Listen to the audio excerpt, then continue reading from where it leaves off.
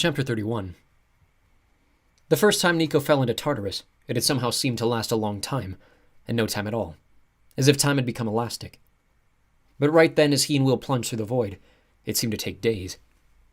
It was hard to talk, hard to think, hard to do much of anything except hold on and be terrified. Did either of them fall asleep at their oars? Maybe. Nico's memory was a patchwork of nightmares and darkness. At one point he drew his sword. He wasn't sure why, and held it above him as if he could intimidate the abyss into releasing them. The blade's dim glow illuminated the boat, enveloping him and Will in a violet halo. But then the darkness closed back in, its black tendrils swarming the sword like antibodies attacking a virus, and snuffed out the sword's light. After that there was nothingness once again, just the free fall, and the roar of water, pain, and voices. Will had never experienced darkness like this. He could feel it inside him, as if he were breathing it, consuming it, and it never ended. It was not like night. His eyes would have eventually adjusted to that. He could see nothing here. Not the boat, not the waterfall cascading around them, not even Nico beside him on the bench. Only the warmth of Nico's shoulder pressed against him told him that his boyfriend was still there. Every so often Will thought Nico might be trying to say something, but it was impossible to be sure in the thunderous roar of the Acheron, and the torrent of screams from the tortured souls. He tried to summon light from within himself, the faint glow that usually came so easily. But here it was impossible. This place seemed to drain him of all of his willpower. That thought almost made him laugh, because it was literal. His willpower wasn't there. It was gone.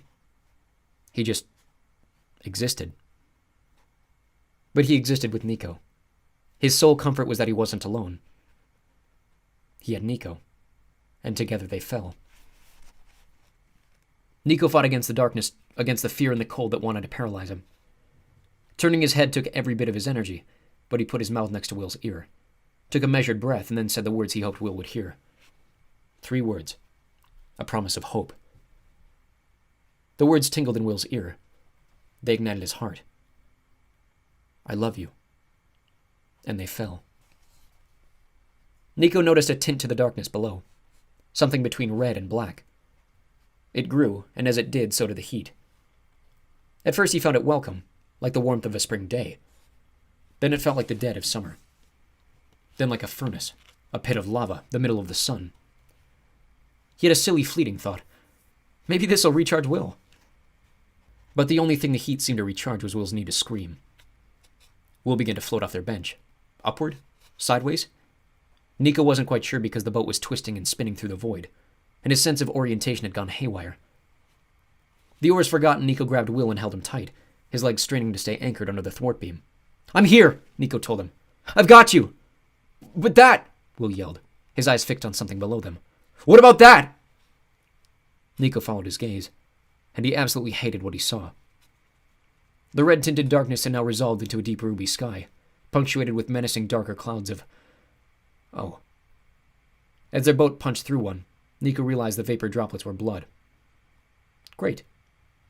On top of all its other selling points, Tartarus had blood clouds. Nico didn't recall those from his last trip. And below the clouds was the rapidly approaching terrain, which they were moments away from smashing into. I don't know what to do, Nico said it softly at first, to himself.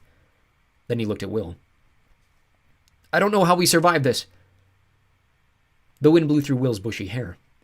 In the fiery light of Tartarus, his bronze skin seemed to glow again, each whisker on his cheeks a filament of gold. Nico found it completely unfair that even as they dropped to their deaths, Will still looked stunning. Nico, Will said, his tone suddenly confident. It was infused with sincerity. If anyone can save us from this, it's you. And in that moment, Nico pushed aside his panic and his fear. Because, well, Will Solis believed in him. The voices of the Acheron had dispersed as the waterfall broke into a loose funnel cloud of rain, but their words still rang in Nico's head. So cavalier with life. You distribute each death like a badge of pride. A solution sprouted in his mind. He was in Tartarus. Death was all around him. It was time to use that to his favor. Will, hold on to my feet. What? Just do it! Will grabbed him by the ankles. Nico spread out flat with his belly pressed against the bow of the boat, his head sticking over the prow like he was sledding in the Winter Olympics, skeleton style, which only seemed appropriate. The ground kept rushing up to meet them, a depressingly familiar terrain of jagged hills, fleshy pockmarked plains, and bubbling poisonous swamps. From the base of the waterfall, the Acheron snaked away through a deep canyon, but Nico had no faith they would hit the water, if that was even a survivable option. He had to make this plan work. Nico opened his mouth and screamed, unleashing all his power, his desperation, his will to live. Far below, the ground splintered in a web of fissures. Skeletons began clawing their way out of the soil, thousands of human, animal, giant, and monster bones cobbling themselves together, climbing atop one another to form an ever-growing scaffold of undeath. Nico commanded them into the shape he needed, and the skeletons complied.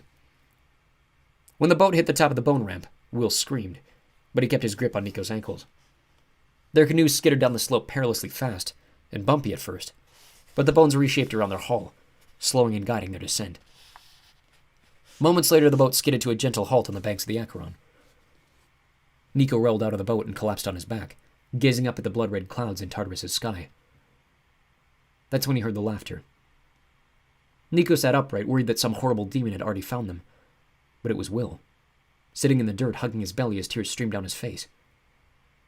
His giddiness was infectious. Nico couldn't help it.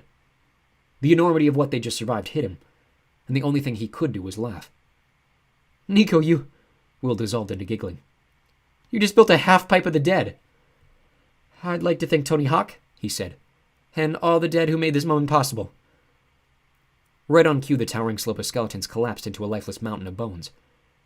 Nico crawled over to Will and rested his head on Will's thigh. "Welcome to Tartarus," Nico said. Then he passed out.